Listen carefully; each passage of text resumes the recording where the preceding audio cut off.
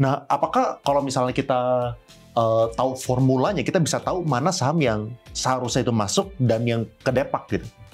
Bisa, kita coba prediksi sebelum pengumuman. Seberapa tinggi sih accuracy-nya? Ya, actually saya do a backtest. Jadi yang pas DSSA sama cuan masuk, kelihatannya cukup akurat gitu. Tapi belum tentu juga saham masuk indeks naik kok. Yang masuk turun ada, yang keluar masih naik itu juga ada gitu. Kalau dia jual sahamnya terlalu agresif, jadi dipertanyakan, kok kamu kerjanya jualan saham? Harusnya kan kamu ngurus perusahaan gitu. Thank you nih Bro Rudy atas waktunya datang ke sini. Jadi gue kenal Bro Rudy ini dari IG. Gue kenal dia punya FYP. Soalnya Bro Rudy suka sharing tentang hitung-hitungan MSCI.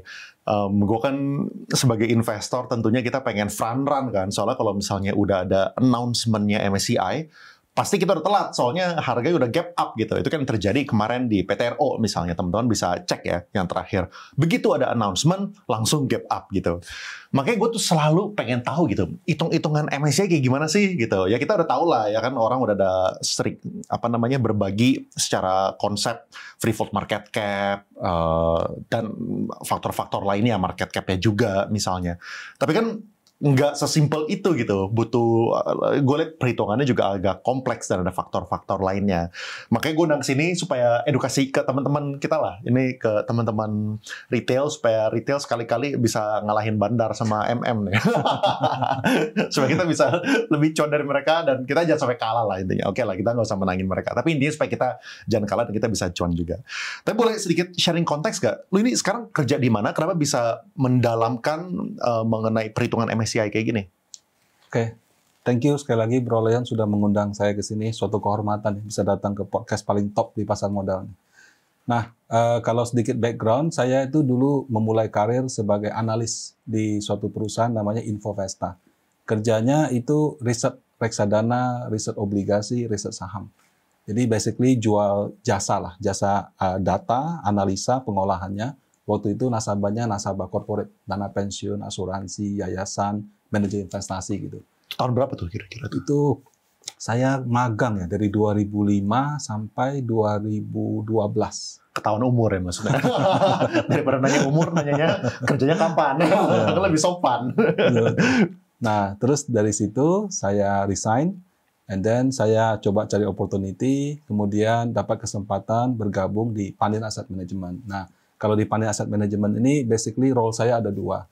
Satu sebagai operation, jadi saya mengawasi untuk operation, customer service.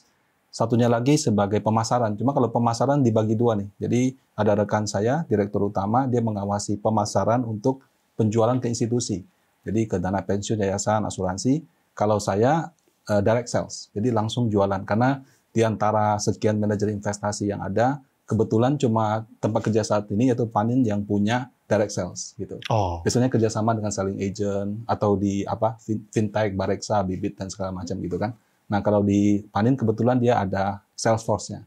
Nah itu juga kebetulan passion saya sih. Jadi dulu jualan data ke corporate, sekarang jualan reksadana ke retails. Oke. Berarti di Panin udah berapa lama nih?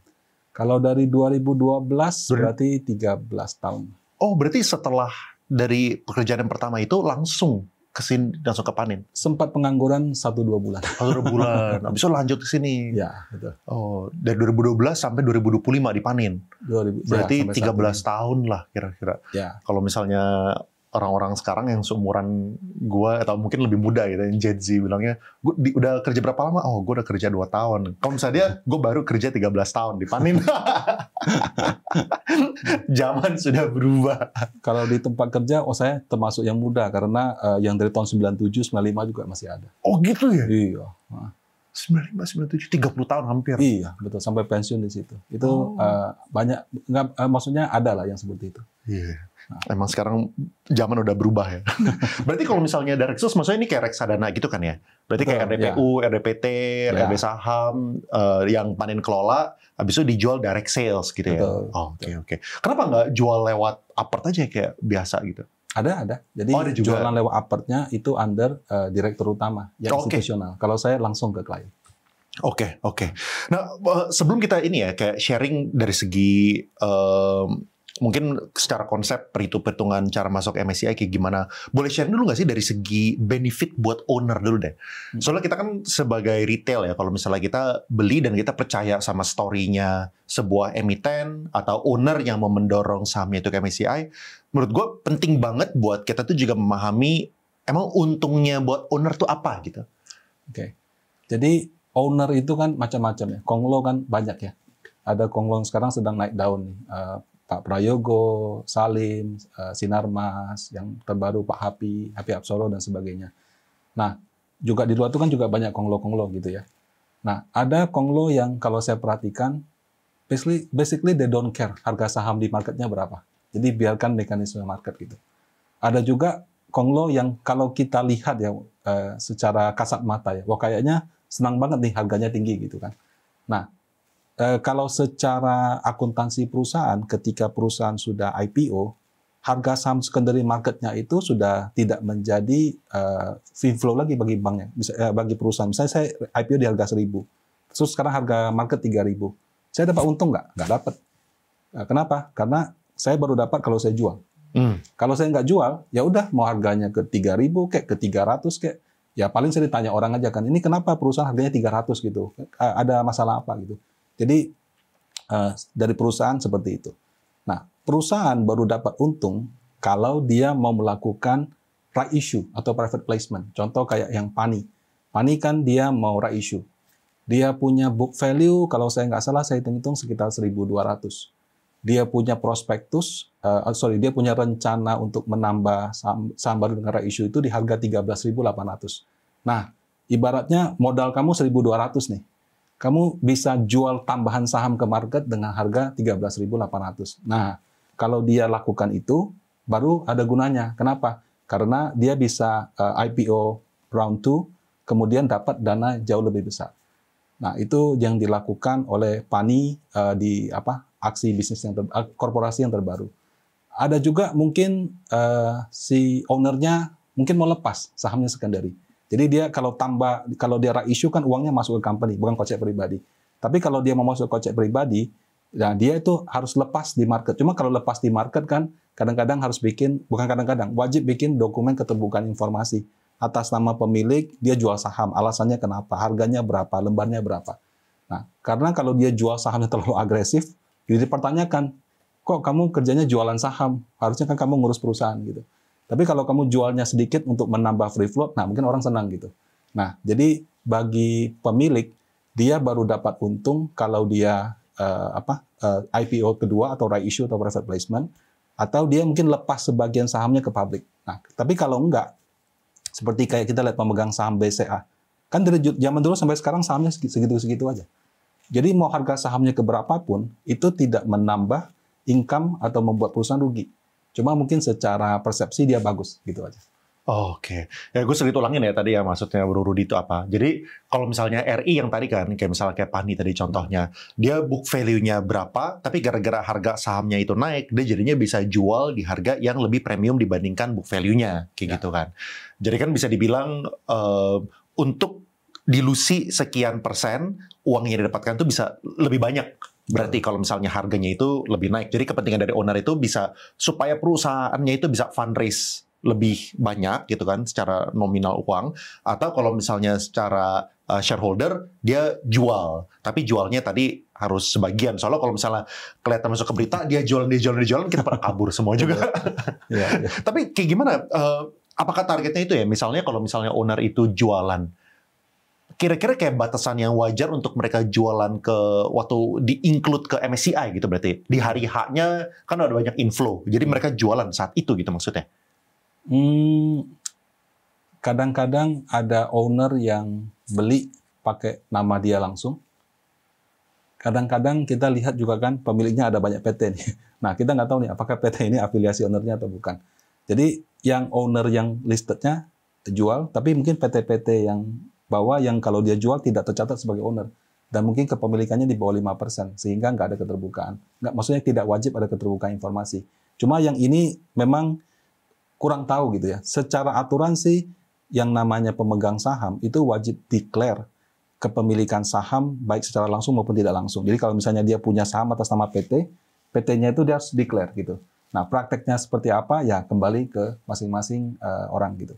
Nah, kalau dalam konteks untuk masuk ke MSCI, kalau yang saya lihat ya contoh yang grup Barito kan, dia kan bilang saya jual sahamnya tujuannya untuk menambah free float gitu. Karena free float itu komponen penting dalam menghitung bobot suatu saham dalam MSCI.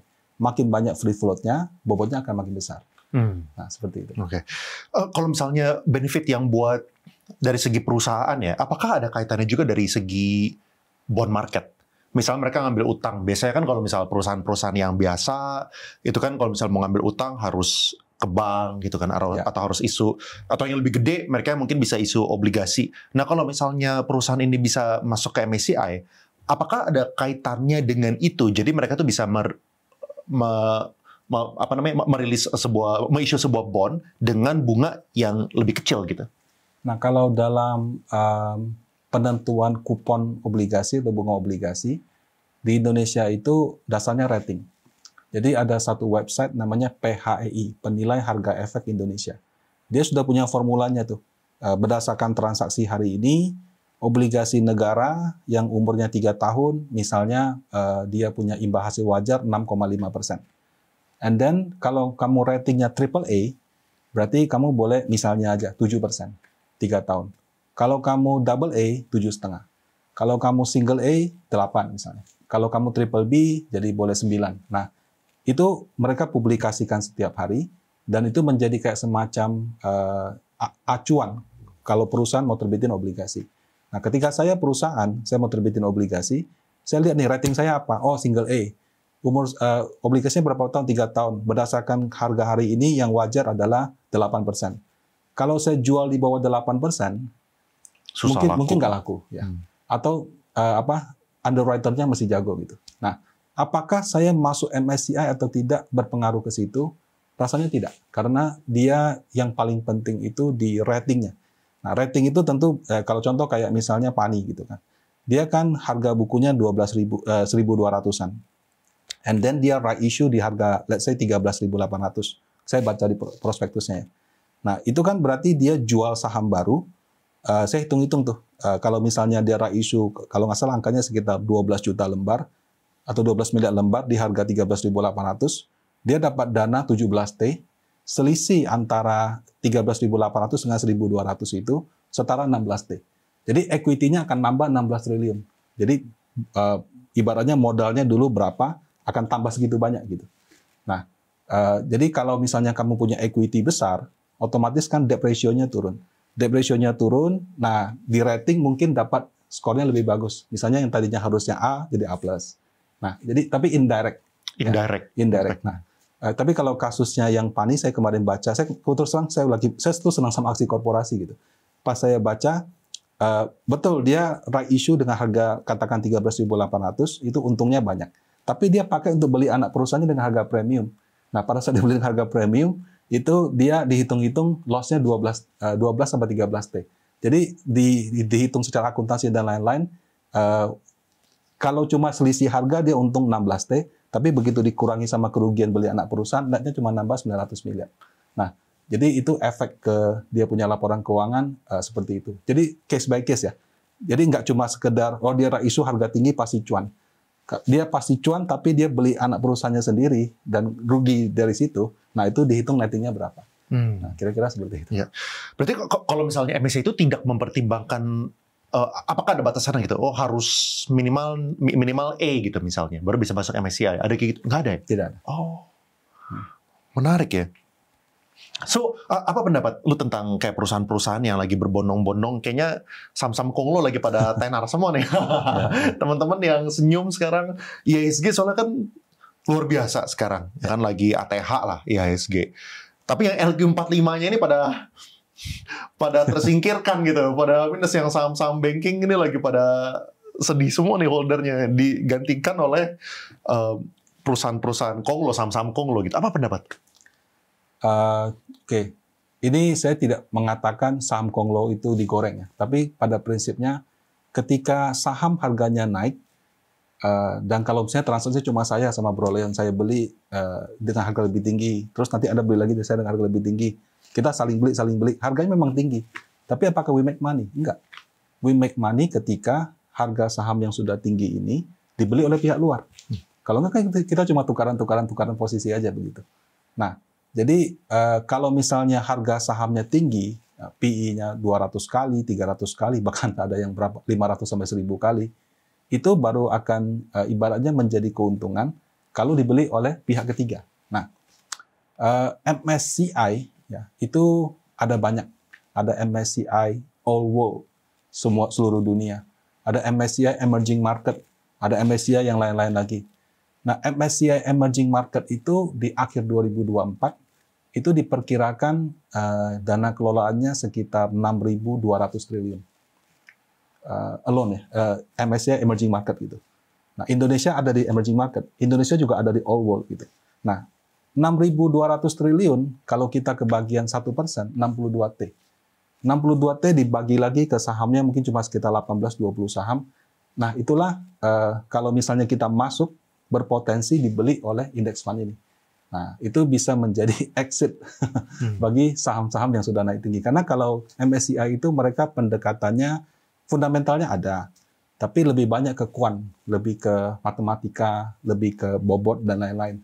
Ada pertimbangan fundamental, tapi lebih banyak kuantitatif. Itu tuh bisa dihitung nggak sih sebenarnya? Bisa dihitung, dan apakah itu kita bisa punya conviction yang tinggi? Misalnya nih, kalau misalnya ya mungkin Brody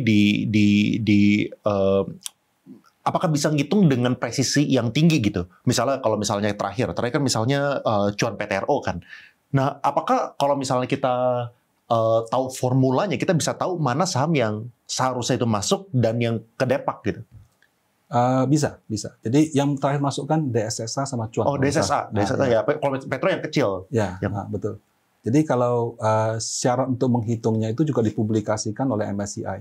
Jadi kalau untuk yang standar ya, jadi dia ada MSCI standar sama MSCI small cap.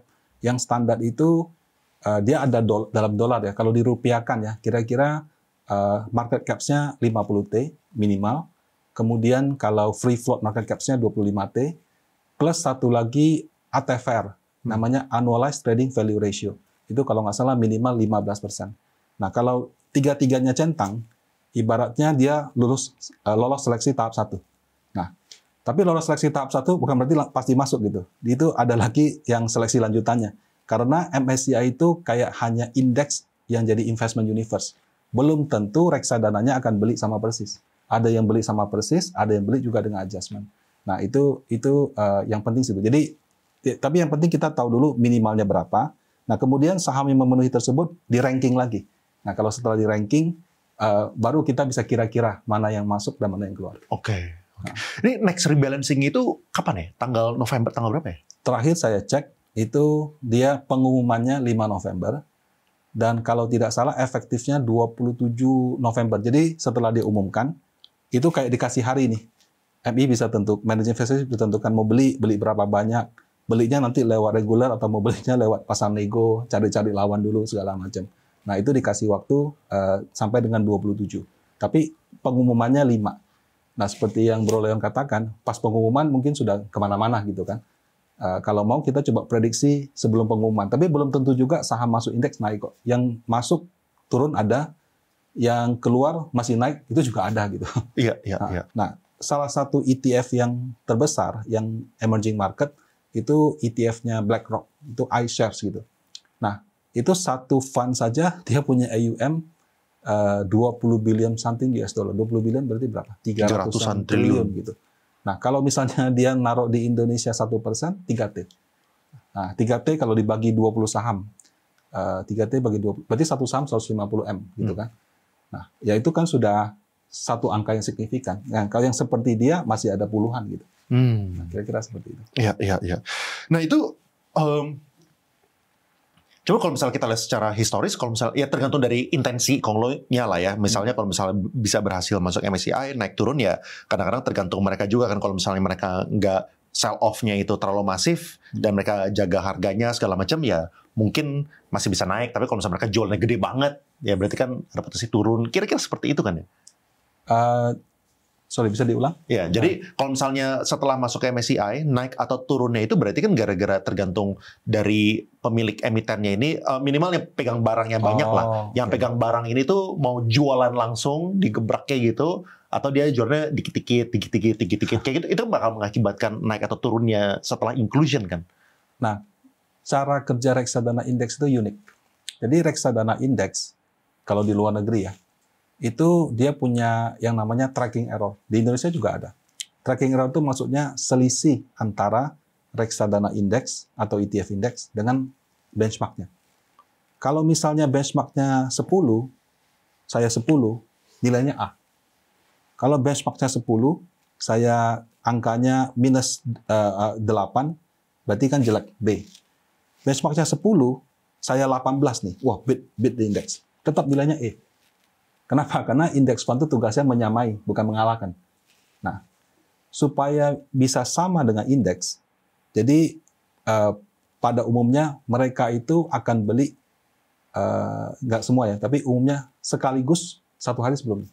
Oh, langsung semuanya sekaligus satu hari sebelum. Nah, ya. Dan belinya itu wajib, bukan wajib sih, supaya tidak ada perbedaan, itu di closing price. Oke, so closing price bagaimana? Belinya pas FCA.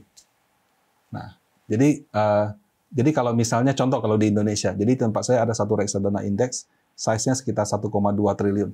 Ada subscription misalnya 100 miliar. Kami harus beli 20, kalau IDX 30 kan berarti ada 30 saham. Kami beli 30 saham sekaligus pada harga penutupan.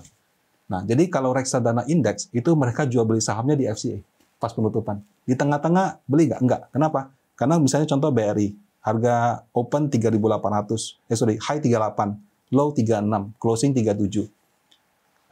Saya kalau beli di market kan bisa dapat 38, bisa dapat 36.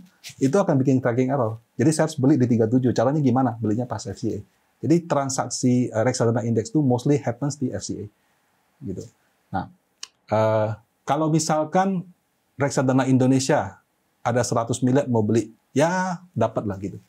Kalau yang di luar negeri yang sudah pakai triliun, nah itu bingung kan? Karena kan belinya kan pakai triliun.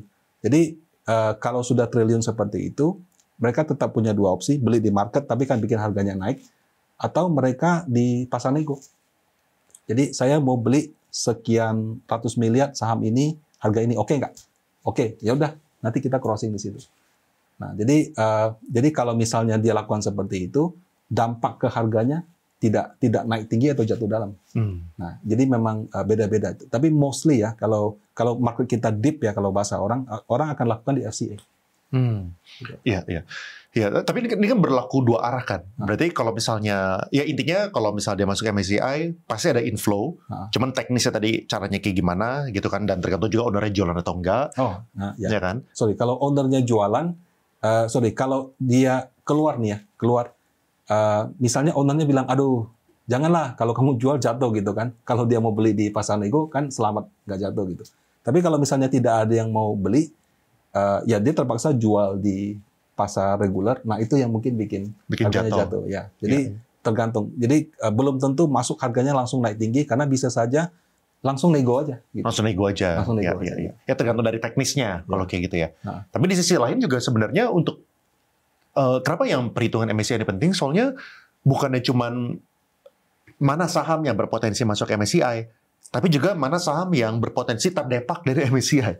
Soalnya kalau misalnya dia kena tendang dari MSCI, artinya kan pasti ada outflow. Ya. Artinya kan pasti mereka bakal jual di harga berapapun waktu saat closing di hari perhitungan, gitu kan ya? Betul. Kalau terdepak itu ada dua macam. Kalau contoh kayak kemarin Adaro kan. Adaro dia bukan terdepak, dia pindah liga. Dari standar ke small cap. Ada juga yang keluar sama sekali gitu. Nah kalau keluar sama sekali, ya memang jualannya akan banyak, tergantung sebelumnya dia sudah dibeli berapa. Tapi ya itu, kalau misalkan ada standby buyer yang bersedia nampung, kan misalnya gini, saya mau beli sahamnya banyak. Tapi kalau misalnya saya beli sahamnya banyak, harganya naik. Ini ada yang mau lepas nih, karena keluar dari indeks. Kita di tengah aja lah. Gitu. Iya. Bisa seperti itu. Ngerti. Cuman ya yang kuat buat nampungin udah bisa kehitung gitu siapa orangnya. Kalau nggak owner emiten atau enggak ya big player mana gitu yang mau nampung exitnya, mereka kan bukan uang kecil soalnya kan. Betul. Tapi apa ya? Sedikit nggak tahu dikit nih mau nanya. Kandidat MSCI bulan November ada ini nggak sih? Apakah kita bisa prediksi dari sekarang? Sekarang apa sih?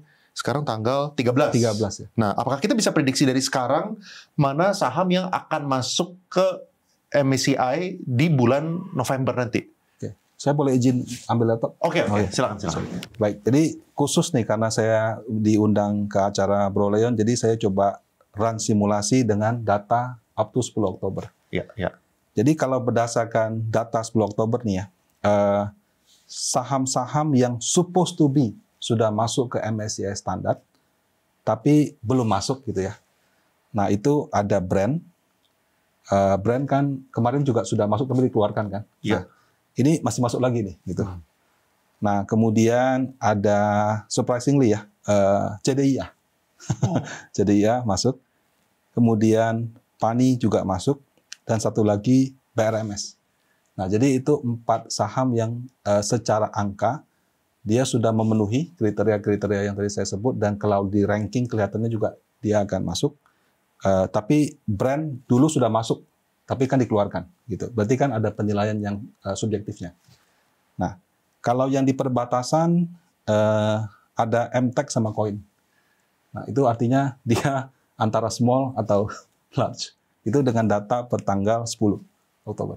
Oh, apakah itu berarti ini maksudnya ini mau super disclaimer on dulu ya. Soalnya ini data per tanggal 10.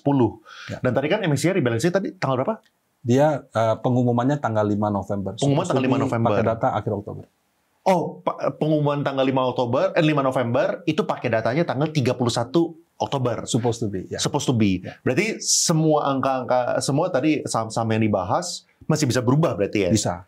Bisa berubah tergantung dari pergerakan, bukan cuma pergerakan saham yang disebut doang, tapi juga saham lainnya kan? Iya, karena kan dia di ranking gitu. Jadi sekarang kalau kita lihat sahamnya tiba-tiba naik tinggi, kayak orang lagi push rank gitu.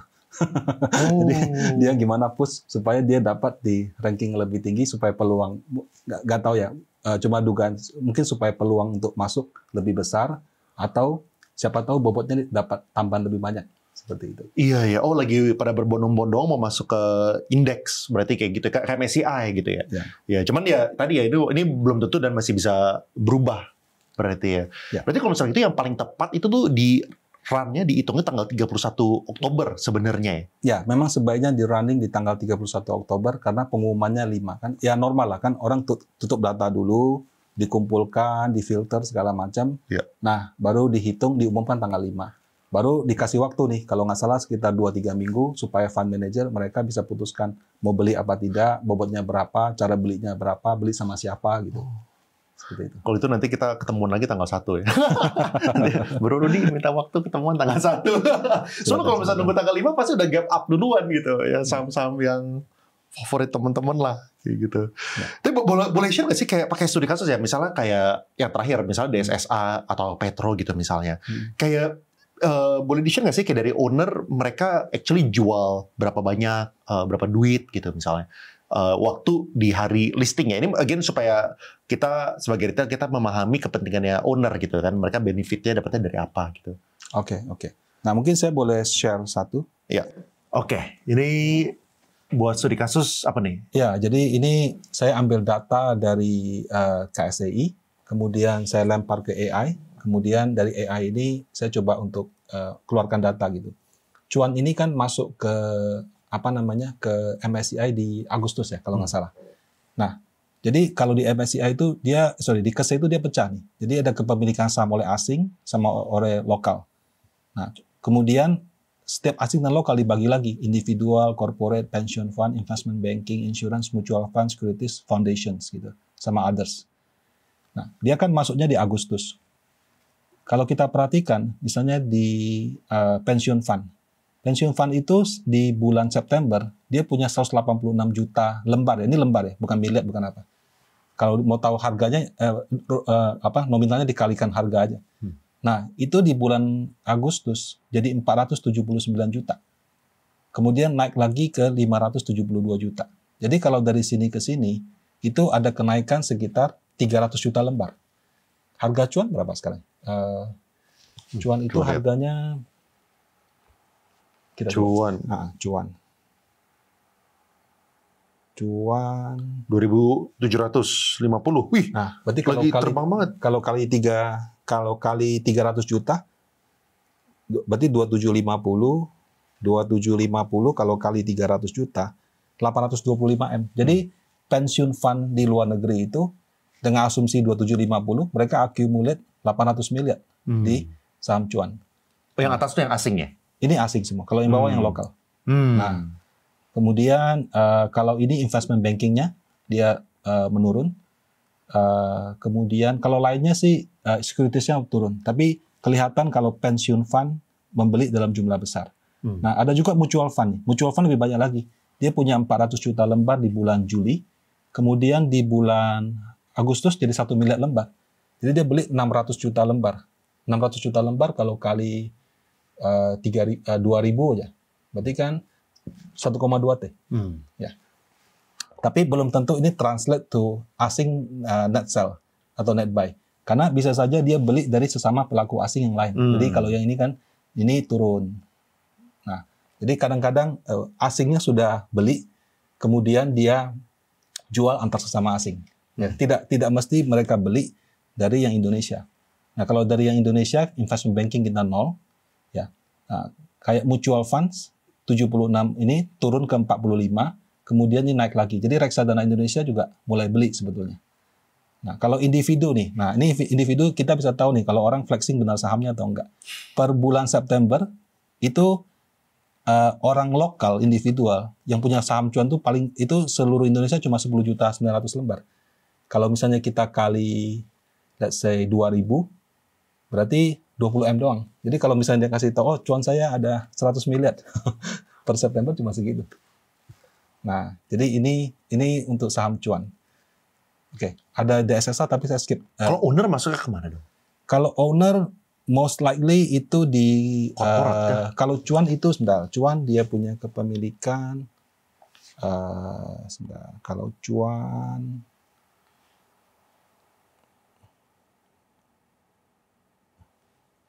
kan perorangan.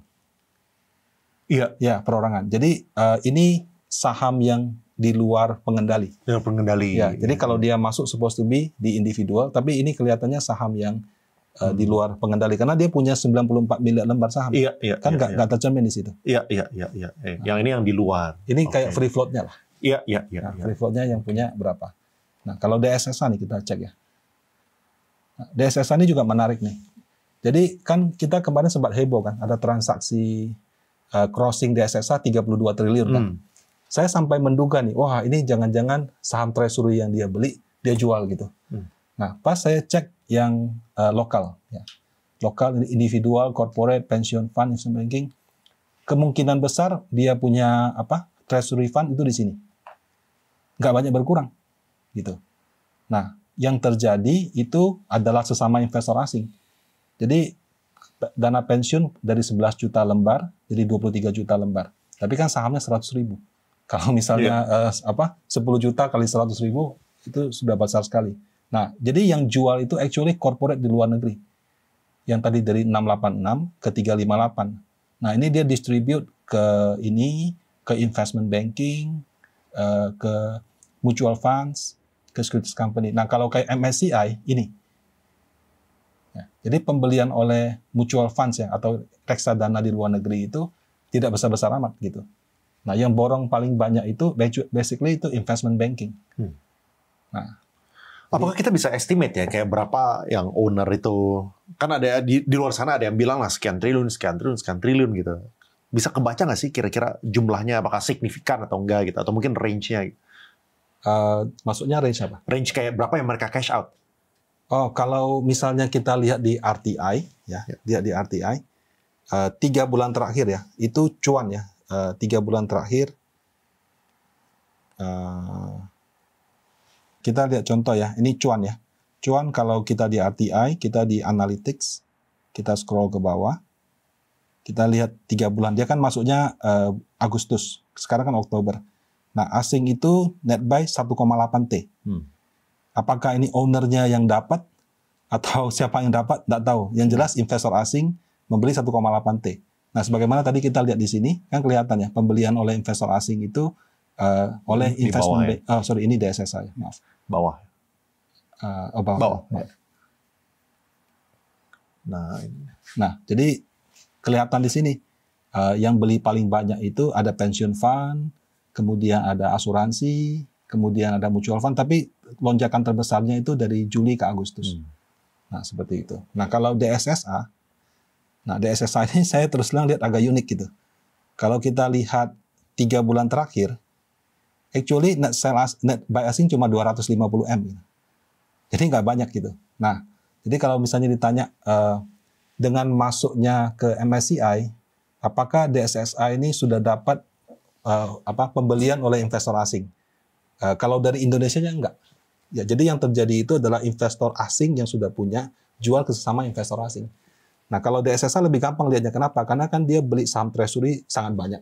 Dia harus lepas, dan kalau sesuai peraturan OJK itu harus dalam 6 tahun dilepas semua. Nah, kemarin sih saya pikir ya 32T itu a good price gitu. Ternyata nggak dilepas. Yang lepas itu investor di luar negeri.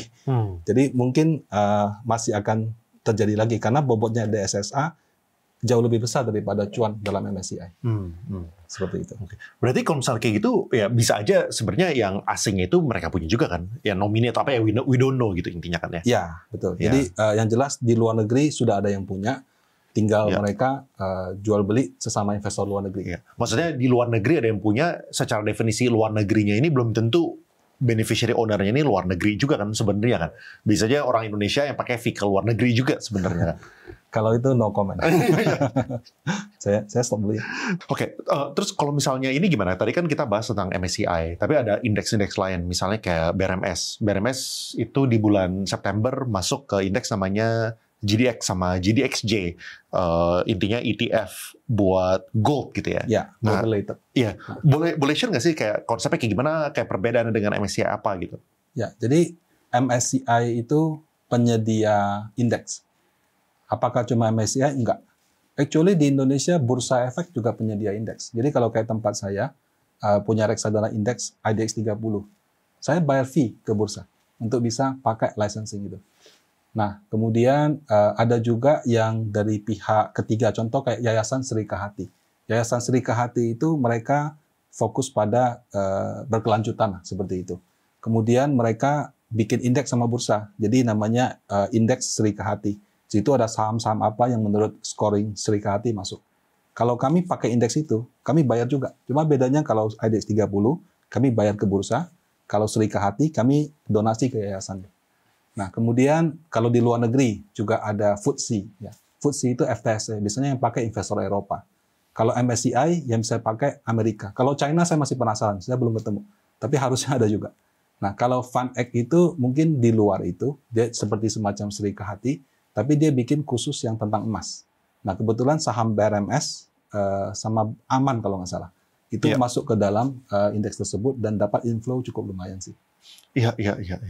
Ya, itu apa ya benefitnya kayak gimana? Ingat nggak ya? Tahu nggak kayak berapa uang yang mereka dapat dari segi BRMS maupun Aman? Kita lihat kayak tadi lagi ya, screen recording lagi. Nah, kalau ini kita lihat lagi data RTI. Nah, 1 bulan terakhir, dia kan maksudnya September ya, dapat 2,89 T. Nah, bedanya ini transaksinya itu dilakukan di regular market, bukan di negosiasi. Negosiasinya nggak ada tuh, hampir nggak ada kan. Jadi ini yang bikin harganya naiknya kayak to the moon gitu. Iya, naik 200-300% setahun. Setahun coba ya, 1 tahun ya. Wih, hari ini 1000 ya, lagi rekor. Waduh, luar biasa. Nah, jadi kalau seperti ini berarti kan belinya di secondary market. Nah, beli secondary market ya tadi itu ada konsekuensi harga sahamnya naik tinggi. Apalagi sekarang kan yang namanya emas kan lagi tren. Jadi inflow ke ETF-nya besar.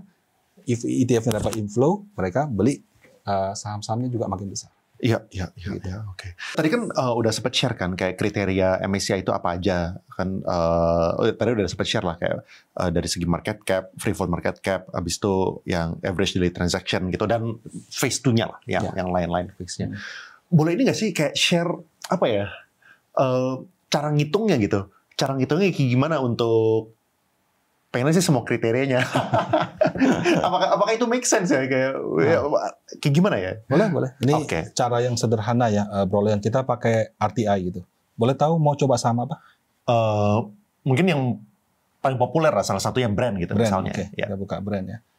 Brand. Oke. Nah, di sini sih angkanya sudah ada ya. Market cap 1.304 triliun. Ya.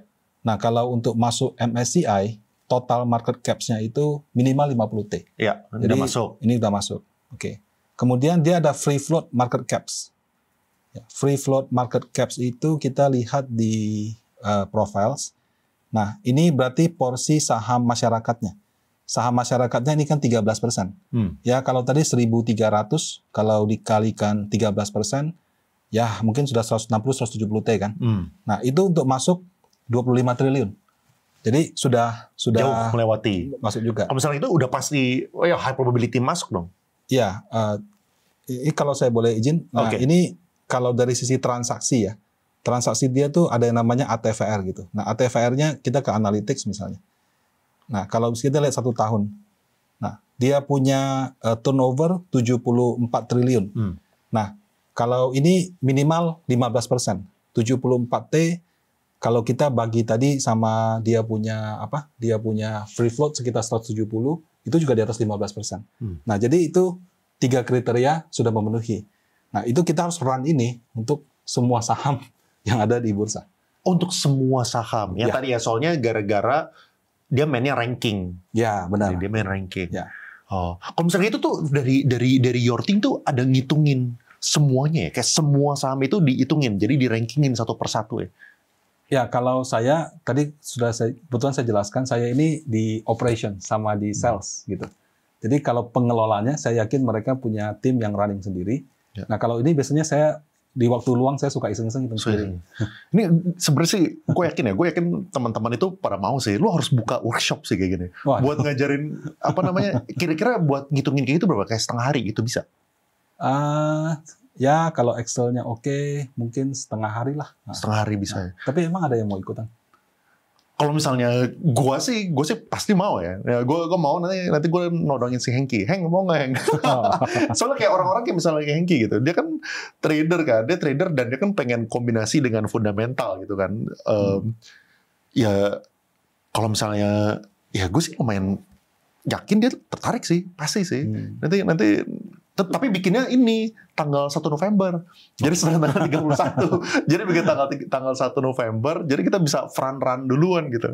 Bisa front run yang jual lah 5 juta, 10 juta. Jadi nggak kebanyakan orang yang datang gitu.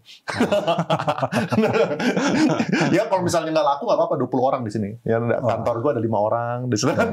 Plus Hengki ada 6. Ya udah 6. Kalau misalnya nggak ada yang beli, kita 6 orang aja yang datang.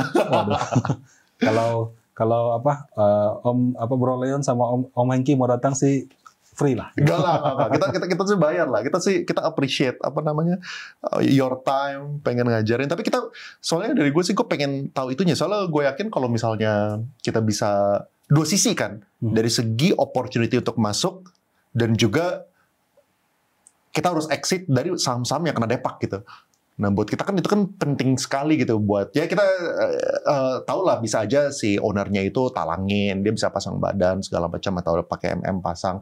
Tapi tetap aja itu kan buat pertimbangan kita di atas size tertentu kan buat ilmu kayak gini it's very important gitu. Coba nanti pertimbangin. Boleh. Soalnya kan from my end ini kan biasanya kan kita makan waktu sekitar 2-3 hari lah buat dari tim editing itu mereka ngedit videonya. Tapi nanti kalau misalnya from your end itu emang bisa di-consider, nanti kita support lah. Nanti gue taruh aja brosur di bawah segala macam. Ya. Let me think about it. Ya. Tapi gue request, gue strongly push. Soalnya ini menjadi kita kepengen retailnya itu bisa jangan jadi sobat loss sama sobat cupu lah.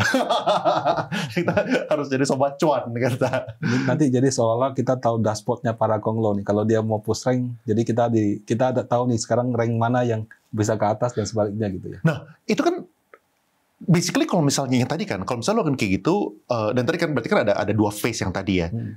Yang itu ranking berarti kayak dari 1 sampai sekian gitu maksudnya. Betul. Nah itu kan berarti kan kayak ada ranking dan mereka harus kejar-kejaran gitu maksudnya kan. Secara prinsip kayak gitu. Betul. Ya. Karena kan tidak semua saham masuk. even masuk pun belum tentu dibeli oleh reksadana. Jadi mereka akan coba untuk setinggi mungkin rankingnya. Iya. Gitu. Tapi kalau misalnya lu udah pernah ini nggak sih kayak backtest gitu, maksudnya dengan sheet yang lu punya, yang lu bikin dari Google Sheets gitu untuk di periode September gitu. Nah itu tuh seberapa tinggi sih accuracy-nya? Ya, actually saya do a backtest. Jadi yang pas DSSA sama cuan masuk, kelihatannya cukup akurat gitu. Meskipun ada juga 1-2 yang saya nggak bisa jelaskan. Tapi kalau untuk cuan dan DSSA kebetulan pas saya run itu, kelihatannya make sense gitu. Iya. Kenapa waktu itu dia bisa masuk? I see. Nah, termasuk yang keluar ya. Iya. Atau gitu nggak usah kasih publik buat kita, buat gue sama Ege berdua kita belajar. Tapi ya gue sih sangat support sih. Think about it. Tapi kalau misalnya ada sih nanti at least 5 orang di kantor sini sih pengen ikut dengerin juga gitu. Siap. Supaya kita tutor bareng lah. Jadi kita belajar. Untuk berolehan pasti. Asik, mantap. Ya cuma nanti dipikirin. Oke. Tapi kalau misalnya dari segi MSCI ya, kan ada dengar-dengar di rumor di publik itu adalah Vietnam itu bakal mulai di-include juga di akhir Q1 tahun 2026, itu kira-kira omongan di publik lah ya gitu. What's your thought on it? Apakah berarti Indonesia itu bobotnya bakal berpotensi dikurangin gitu? Kalau beritanya saya baca dari Bloomberg, jadi kalau MSCI dia bagi jadi 3, frontier market, emerging market, developed market. Nah, yang paling besar tentu di develop, negara maju gitu kan. Nvidia, TSMC, apa semua itu semua ngumpul di situ. Nah, kalau Indonesia itu di emerging. Vietnam, surprisingly kalau untuk kategorinya MSCI, itu masih frontier. Mungkin dia punya size, dianggap belum cukup besar, walaupun sahamnya sudah rally cukup tinggi kan. Nah, jadi dia berusaha untuk masuk ke MSCI Indonesia, yang kalau saya nggak salah baca itu 2030, bukan sekarang. Oh, masih lama dong? Dia target 2030. Okay. Apakah bisa masuk sebelum itu? Ya Vietnam lagi sangat maju, we don't know. Yeah. Itu perlu nggak cuma harga sahamnya naik, tapi juga sahamnya banyak. Which is sesuatu yang saya lihat Indonesia doing pretty good beberapa waktu ini. Kita kan lihat, dulu kan kita tahu ada perusahaan bagus tapi nggak TBK. Tapi sekarang banyak perusahaan-perusahaan hebat di Indonesia sudah TBK. Yang nonton film, ada sinema gitu kan, XXI. Yang produksi-produksi yang sekarang kan lagi zaman etanol, yang berkaitan sama etanol juga ada gitu. Nah, jadi sekarang saya lihat banyak perusahaan-perusahaan hebat di Indonesia itu sudah mulai IPO. Memang habis IPO harganya ada yang naik, ada yang jatuh ya. Tapi paling tidak sekarang itu kalau misalnya kita lihat berita, kalau ini misalnya bensin harus pakai etanol, yang mana diuntungkan bisa kita cari. Kalau ada film baru blockbuster, yang mana diuntungkan, kita bisa cari. Dan juga hilirisasi dan lain-lain. Jadi saya lihat tuh sebetulnya bagus. Nah, mungkin Vietnam mau seperti Indonesia, tapi butuh waktu. Iya. Sebenarnya tadi ya, gue juga jadi kepikiran. Kan bobot Indonesia berapa di MSCI kira-kira estimasi? Nah, kalau di MSCI yang all world, ya, yang seluruh dunia, kecil. Cuma 0,11, 0,12. Kalau di MSCI emerging market, itu sekitar 1,2%. 1,2% gitu kan. Berarti per Oktober. Per Oktober, nah. Oke. Berarti kalau misalnya kayak gitu ya, kalau misalnya ini gue lagi imagine soal implikasi ini lebih besar dari perusahaan-perusahaan yang masuk dan yang keluar dari MSCI doang. Sebenarnya ya.